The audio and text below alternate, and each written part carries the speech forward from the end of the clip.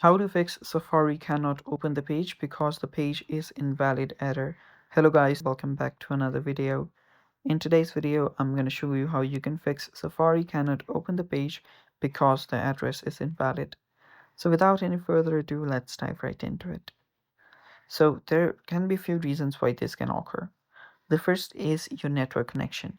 Make sure you're connected to the internet and make sure that your network is strong and stable. You can also use your mobile data instead of your Wi-Fi. After you've made sure that network's not the issue, what you will need to go and double check for typos in your URL.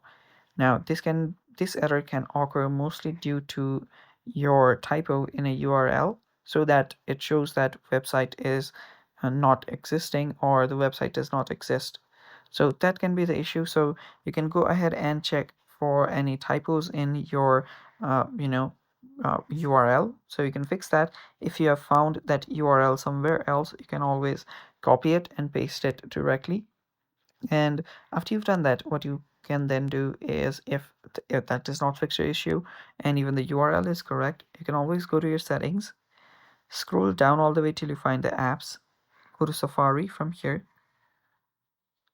and from here you can simply scroll down until you find this clear history and website data. Tap on clear history and website data and clear it out.